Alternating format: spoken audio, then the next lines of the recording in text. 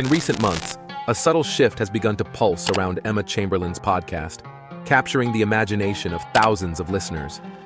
But let's take a look at the journey so far. Currently, with May at the forefront, Chamberlain's YouTube channel seems to have entered an unexpected hiatus. Since her last upload in 2023, the signal was clear. Emma had taken a significant break from her YouTube adventures.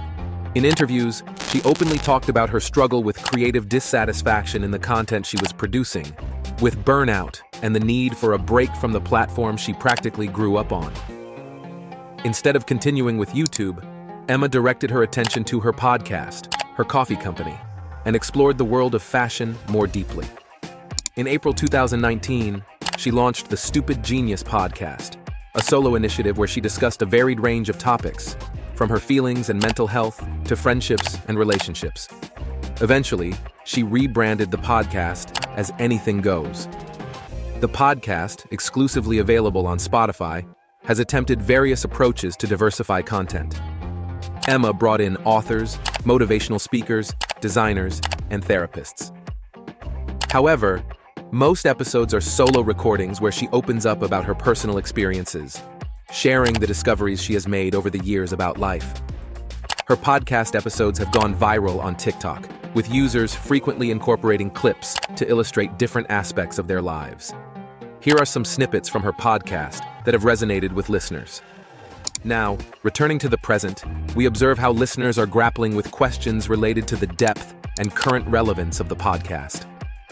Without any spectacular changes in tone or content, something has triggered an avalanche of discussions and revelations about how they feel about the podcast. What started as an isolated voice on my For You page has become a frequent theme in conversations.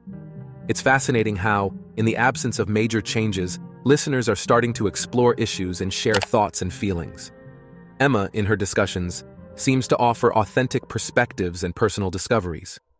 An audience that has grown with her is now reacting in a way that suggests a shift in perspective. Recently on TikTok, a user expressed an interesting idea. That maturity means realizing that Emma Chamberlain doesn't say anything special in her podcast, but they are just thoughts that every teenage girl has had. This opinion has been picked up and discussed by many others, each sharing their own perspective on the content of her episodes. Then there's the growing conversation about the perceived need for Emma to pursue higher education to gain more life experiences. While university undoubtedly represents a significant source of such experiences for many, there are, of course, other paths. This perspective on Emma's possible need to pursue higher education has become a central topic of discussion. It's interesting to see how this theme has gained momentum on the For You page, becoming a debated point among listeners. If you were to ask me, I truly believe that Emma demonstrates courage because she expresses herself and shows herself to the entire world and our community as very vulnerable. She opens up about her problems. Indeed, life is worth living, and we should enjoy every moment. However, I believe that she makes this more accepted, a part that most people want to hide. She says it's okay not to be okay, even if deep down you're not okay, or things that have indeed become more normal on the internet lately. And probably, even if she hasn't been to school or university, she has had experiences that some haven't. Yes, it's great to hear different perspectives on life and how everyone sees life in their own way.